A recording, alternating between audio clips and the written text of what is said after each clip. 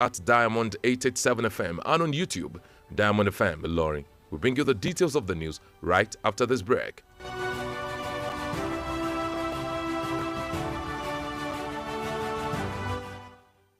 Drug abuse affects both brain and behavior. It has multifaceted impacts on one's body, mind, and nervous system. However, you can avoid being addicted by giving zero tolerance to the use of drugs. Associate yourself with the right persons. Do not give in to peer pressure and learn to handle life's pressure rather than resorting to hard substances. Remember, Diamond 88.7 FM cares for your sound spirit and good health.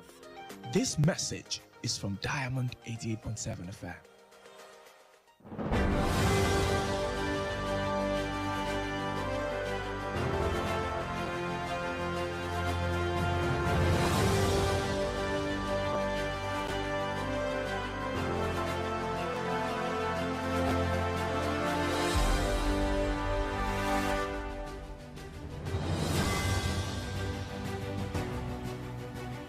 You're welcome back, and now the news in detail.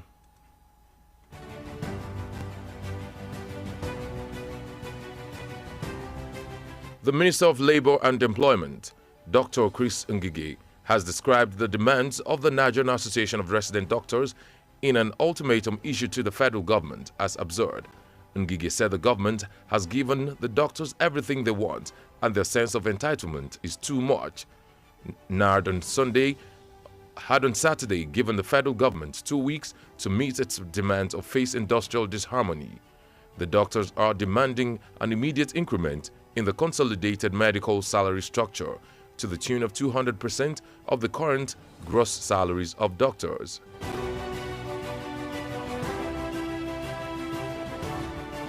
Kwara State workers joined their counterparts all over the world to mark this year's Workers' Day with a colorful May Day rally at the Metropolitan Square in Ilorin, the Kwara State capital.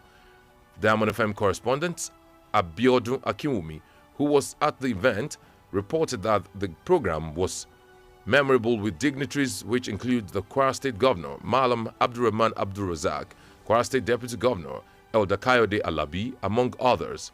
Kwara State Police Command Band was also on ground to perform during March Past, while different labor unions in the state, with their colorful attires, take part in the March Past.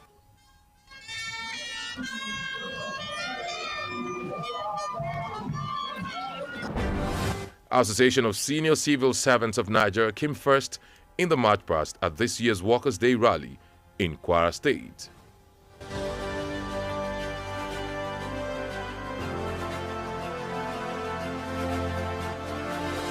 Kwara State Governor Abdulrahman Abdulrazak today said the administration will continue to prioritize the welfare of workers and protect the interest of labor unions in the state, acknowledging their support before and during the last general elections. Speaking at the May Day celebrations in Ilorin, the governor congratulated the Nigerian workers and labor leaders on the celebration of May Day, a day Abdulrazak said is grounded in the progressive and noble values of the global workforce, including Nigeria. Of the government and the people of Kwara State, I heartily congratulate Nigerian workers on this August occasion of the May Day, one of the most popular holidays in human history. As always, I commend the two labor centers, the Nigerian Labour Congress and the Trade Union Congress, for yet another beautiful outing today. Indeed, this must be the best Labor Day ceremony in Nigeria today. The May Day is grounded in the progressive and noble values of global workforce, including Nigeria. Great workers, this administration is your own, and it will always be your own. Abdulrazak pledged to maximize the gains of the last 4 years through implementation of various programs and policies, saying the workers will always be needed for the success of such steps. Is to consolidate on our success of the last 4 years through continuous infrastructure renewal, ease of doing business, expansion of economic base through support for macro and microeconomic activities, especially small and medium-scale enterprises, general industrial growth, growing internal revenue, improving the regime of transparency and accountability, agriculture, development, combating environmental and climate crises such as flooding, and strengthening the rule of law. Peace, security in the state is very essential. We cannot do this without the support of you, the workers.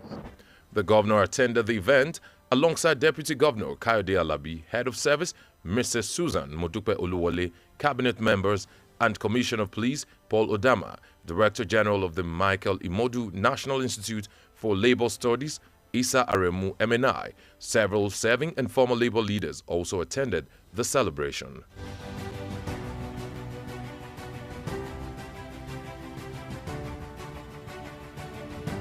The new President General of Ohaneze, the apex Igbo social cultural organization, the Ndigbo Worldwide, Chief Emmanuel Nwanyawu, has appealed to President Muhammadu Buhari to release Nnamdi Kanu before the 29th May. The new Ohaneze president, who was sworn in yesterday after the Ime Obi ratified his nomination, spoke on a televised interview monitored by Diamond FM.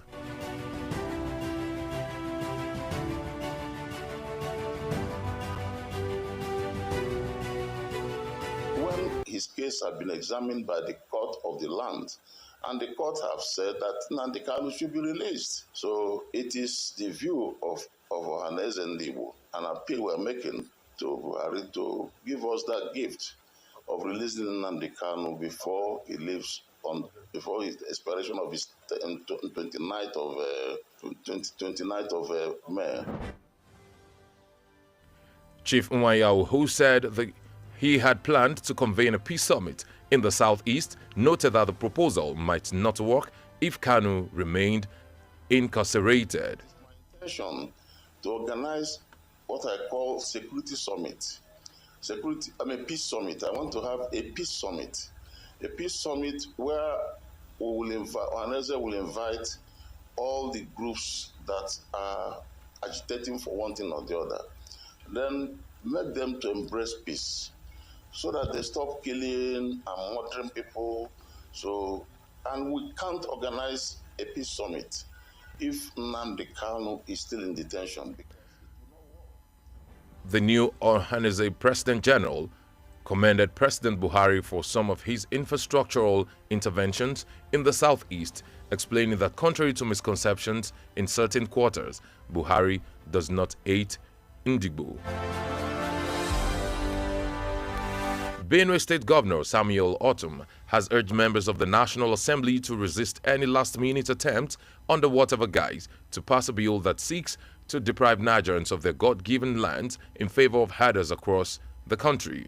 In a statement by his special advisor on media, Terva Akasi, the governor said he finds it curious that since 2016, the presidency has sent the Grazing Reserves Bill to the National Assembly bearing different names despite the public outcry.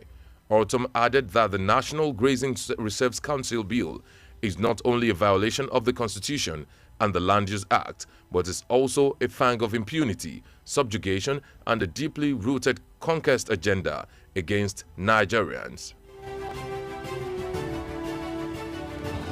The news across the world is reaching you from the stables of Diamond 88.7 FM. Lauren, we go on a break now, and then after then, we'll bring you foreign stories and sports news. Please do stay with us.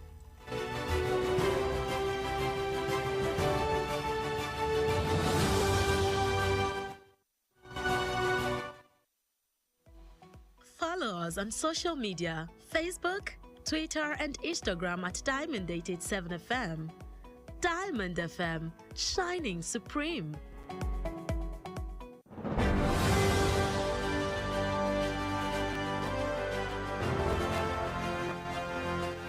You're welcome back from the break. You're still listening to the news across the world, reaching you from Diamond 88.7 FM, Ilorin. Now we'll move on with the rest of the stories. Taking a look at happenings on the foreign scene, on donkeys or horses, by cart or by foot, hundreds of Sudanese, most of them women and children, each day cross a small dry stream to find safety in neighboring Chad. As of today, at least 20,000 people had found refuge at a makeshift camp in the Chadian border village of Kufrum, according to the United Nations Refugee Agency, UNCHR, which manages their influx along with other UN agencies. The village lies a few hundred meters from the border with West Darfur, which, with the capital Khartoum, is among the worst-hit provinces in the Sudan conflict. Now we move on to the exciting world of sports. Diamond FM Sports News.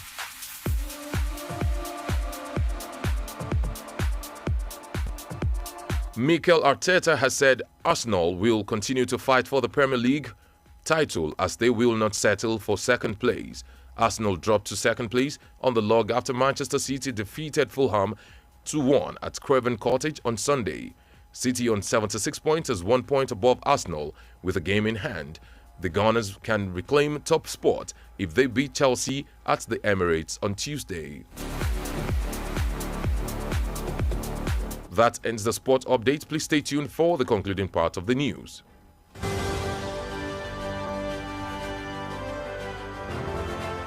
And now we have come to the end of the news across the world for today. But before we go, here again are the major highlights. Ngige rejects resident doctors' demand, calls it absurd. Governor Abdul Razak attends May Day celebration, louds workers struggle for prosperous Kwara. Ohaneze begs Buhari to release Nnamdi Kanu before the 29th May.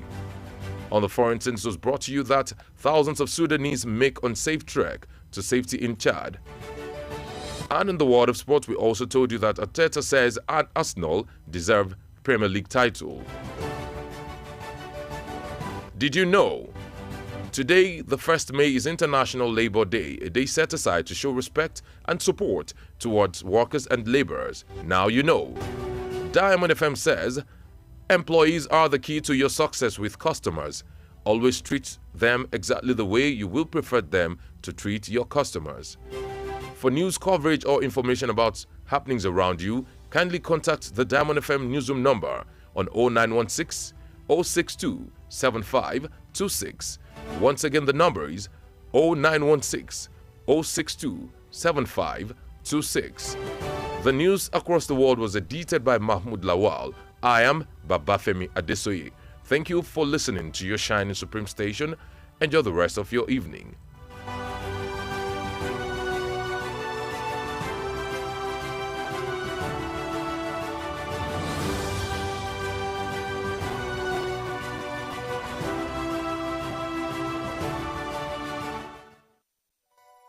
For up-to-date news reported across the globe, be rest assured you're on the right radio dial. Diamond 88.7 FM Ilorin, your shining supreme station. From news to sports, current affairs to entertainment, beautiful music, amazing programs, we got you all covered at Diamond 88.7 FM. Diamond FM, your one-stop dial. Diamond 88.7 FM. Diamond FM Ìlọrin, àwa là ń gbé ìròyìn àwọn ìṣẹ̀lẹ̀, orin àtàwọn amúlùdùn Yorùbá tí ò láfijọ́ sí ti aráyé. Láti inú yàrá ìròyìn Diamond 88.7 FM Ìlọrin, ìròyìn àgbáyé.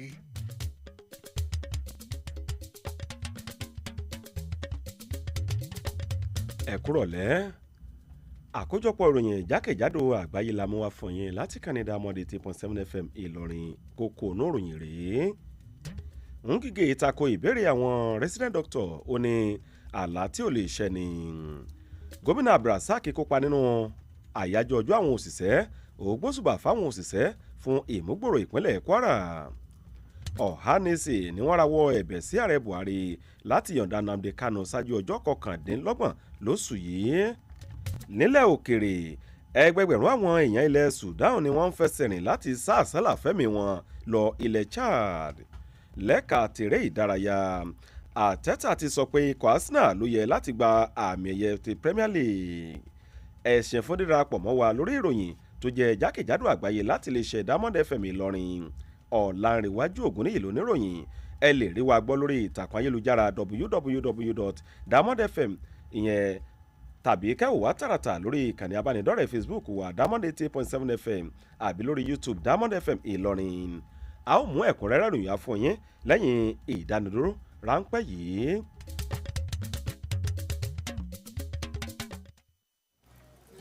àwé eléyìí ò mú kí ni gbogbo eléyìí tó tún pọ̀pọ̀ báyìí náà. àlàyé mi ò yẹ kó o mọ̀ wípé ojú lásán ò ṣe wakọ̀ lójú pópó tó bá ṣàǹkan sára. àwé àwọn tó ń retí rẹ nílé òsùn wọn ò wò bẹ́ẹ̀ ìwọ ń sàsùn péye omi àbàwọ̀ ràkọ̀ràkọ̀ òdọ́fun tìrín dalẹ̀ rú tí mojú ẹni ràn kókókó ló fi ń ṣàlejò okùn ó dénú tán ló bá ń da gbogbo inú àtọpọlọ rú gùdùgùdù a kì í mutí rìn lójú pópó nítorí àìṣedéédé ọpọlọ a máa pín ọkàn yẹlẹyẹlẹ ọkàn tí ò ṣù sójú kan kì í wakọ̀ gẹ́rẹ́gẹ́ lójú pópó má wakọ̀ bó o bá mutí bó o sì mutí ṣọ́ra láti má ṣe wakọ̀ rotí ẹ̀mí aya ọmọ àtàwọn ará ilé rẹ̀ àlọ́bọ̀ lélẹ́dùà yóò máa ṣe ìrìn àjò wa o jẹ́ kí lílọ àti bíbọ̀ láyọ̀ rẹ̀ ó jẹ ọ́ lógún. ọ̀rọ̀ ìmọ̀ràn yín wá láti iléeṣẹ́ Diamond 88.7 FM. ìròyìn ẹ̀kúnrẹ́rẹ́ láti iléeṣẹ́ Diamond FM.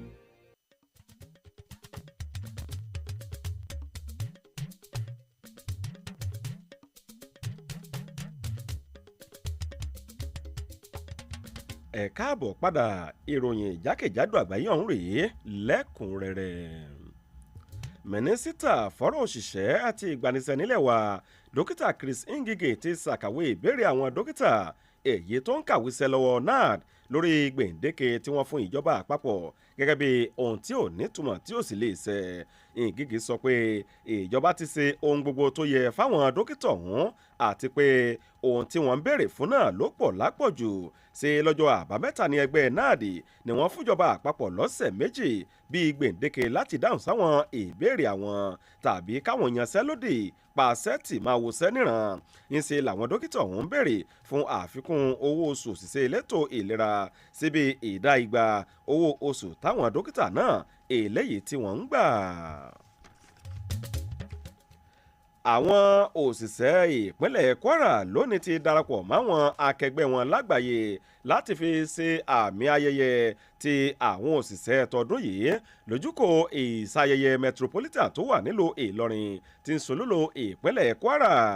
àṣojúkọ̀ròyìn iléeṣẹ́ wa Diamond FM ìyẹn Abíọ́dún Akínwùmí tó wà lójúkò náà òun ló jábọ̀ ìròyìn náà pé ètò ọ̀hún ló kún fún àwọn ìkàn nínú ìṣèjọba ìpínlẹ̀ yìí nínú ilé ìta tiri gómìnà ìpínlẹ̀ yìí Malam Abdulrahman Abdulrasaq àti igbákejì rẹ̀ ọ̀gbẹ́ni Káyọ̀dé Àlàbí àtàwọn míì tó fi mọ́ kọmíṣánná ọlọ́pàá nípínlẹ̀ yìí èyí tóun náà tó wà níkàlẹ̀ pẹ̀lú yíyan fanda bíi ológun nígbà tọ́kàn òjọ̀kan ẹgbẹ́ àwọn òṣìṣẹ́ nípínlẹ̀ yìí tí wọ́n sì ń kó ipa ribiribi eléyìí tó jọjú nínú ètò yíyan fanda bíi ológun.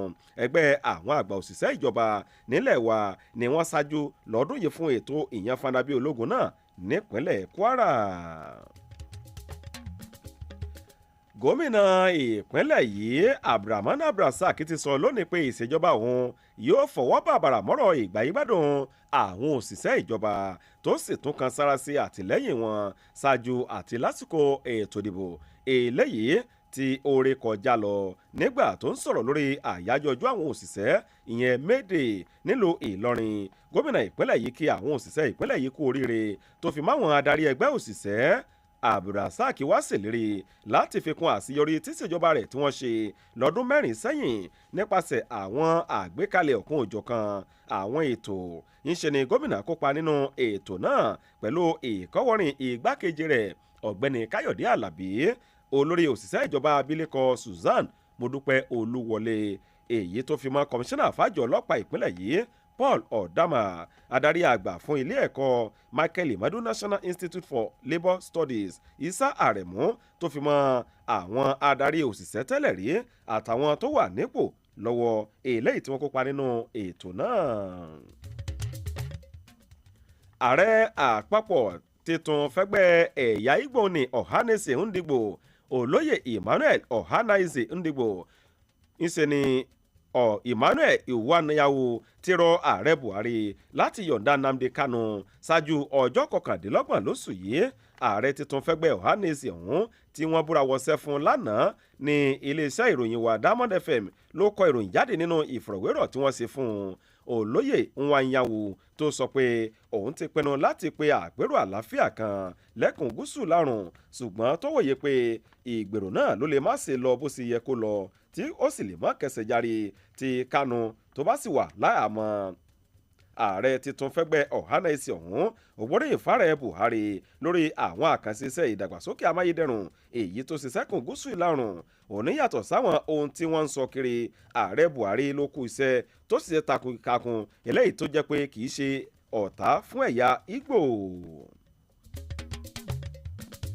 Gómìnà Samuel Ortom tìpínlẹ̀ Benue òun ló ti rọ àwọn ọmọ ilé asòfin àpapọ̀ láti tako èyíkéyìí ìgbèrò láti fọwọ́ sí àbádòfin kan tó ń pè fún gbígbàkóso ilẹ̀ kúrò lọ́wọ́ àwọn ọmọ Nàìjíríà fáwọn adaranjẹ̀ káàkiri orílẹ̀-èdè yìí.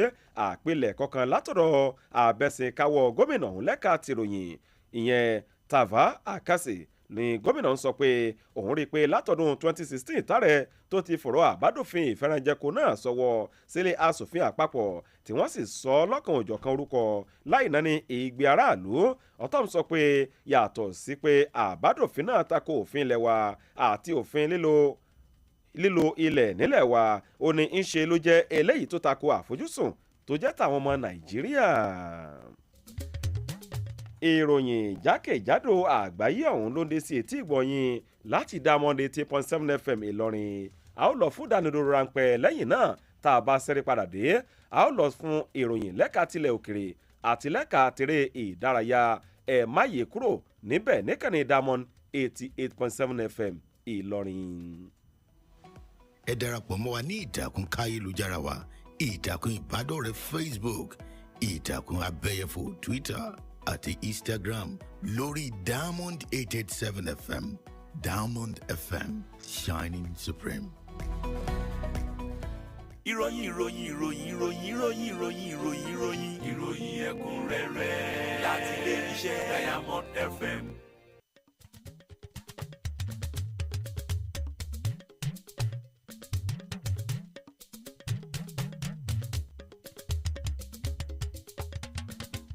Ẹ káàbọ̀ padà.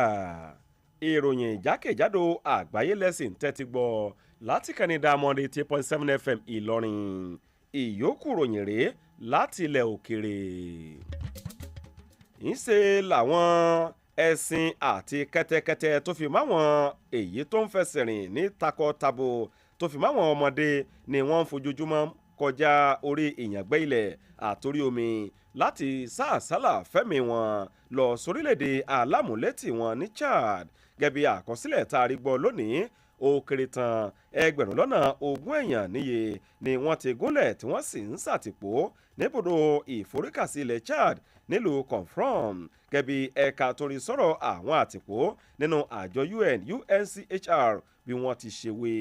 Ìlú ọ̀hún ni wọ́n ní ó wà ní òdiwọ̀n díẹ̀ sí ẹnubodè ẹkùn ìwọ̀ oòrùn Darfur, eléyìí tí wọ́n pe òun pẹ̀lú ilẹ̀ Khartoum jẹ́ ara àwọn tí lásìgbò ńlá tí wọ́n fi bẹ́ẹ̀ bẹ́ sílẹ̀ nílẹ̀ Sudan.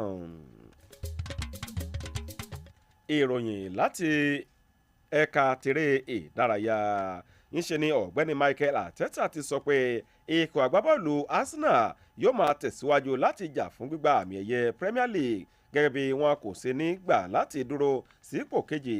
Ńṣe ni ikọ̀ Arsenal fi ipò kejì sílẹ̀ lẹ́yìn tí ikọ̀ Manchester City tí wọ́n lu ikọ̀ ti Fulham lámì ayò 2-1 ní Craven Cottage lánàá ọjọ́ àìkú. Ikọ̀ City pẹ̀lú àmì pọ́ìntì 76 èyí ló ń tayọ ikọ̀ Arsenal pẹ̀lú àmì pọ́ìntì kan sọ́wọ́ báyìí tí ikọ̀ Arsenal ọ̀hún sì lè padà sípò òkè tí wọ́n wà téńté tí wọ́n bá fi lè na ikọ̀ Chelsea lọ́jọ́ Ọjọ́bọ̀. Kò ní jù báyìí lọ nínú àkójọpọ̀ ìròyìn jákèjádò àgbáyé fún tìrọ̀lẹ́ òní láti Diamond 88.7 FM ìlú Ìlọrin. Ṣùgbọ́n ká tó máa lọ, àwọn kókó tá a mẹ́nubà rèé lẹ́ẹ̀kan sí i. Ngige tako ìbéèrè àwọn resident doctor ó ní àlá tí ò lè sẹ́ni. Gómìnà Abdulrasaq kópa nínú àyájọ́ ọjọ́ àwọn òṣìṣẹ́ ó gbóṣùbà fáwọn òṣìṣẹ́ fún ìmúgbòòrò ìpínlẹ̀ Kwara. Ọ̀hánẹ́sì ló rawọ́ ẹ̀bẹ̀ sáré Buhari láti yọ̀ǹda Nnamdi Kanu ṣáájú ọjọ́ 29 lóṣù yìí. Nílẹ̀ òkèrè ẹgbẹẹgbẹ̀rún àwọn èèyàn ilẹ̀ Sudan ni wọ́n ń fẹsẹ̀ rìn láti sá àsálà fẹ́mi wọn lọ ilẹ̀ Chad. Lẹ́ka tèrè ìdárayá Àtẹ́tà ti sọ pé ikọ̀ Arsenal ló yẹ láti gba àmì ẹ̀yẹ Premier League. Kí n tó máa lọ ìjọ jẹ́mọ̀ wípé òní ọjọ́ kìíní oṣù karùn-ún jẹ́ àyájọ́ ọjọ́ òṣìṣẹ́ lágbàáyé fáwọn orílẹ̀-èdè kan tó fi mọ́ ilẹ̀ Nàìjíríà.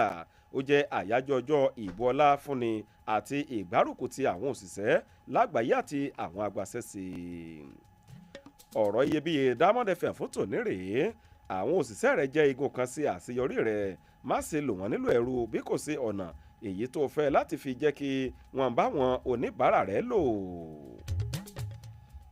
Fún ìròyìn ohun tó bá ń ṣẹlẹ̀ lágbègbè yín ẹ kàn sí yàrá ìròyìn Diamond FM lórí ẹ̀rọ ìbánisọ̀rọ̀ yìí 0916 062 7526 lẹ́ẹ̀kan sí 0916 062 7526. Mahmood Lawal ni olóòtú ìròyìn náà. Olanrewaju Ogunniyi òun ló kó ìròyìn lédè Yorùbá. Fún èyí tí ẹ̀ ń gbọ́ yìí ẹ ṣeun fún bẹ́ẹ̀ ṣe ń tẹ́tí gbọ́ ìkànnì yẹn eléyìí tó ta wọ́n yọ.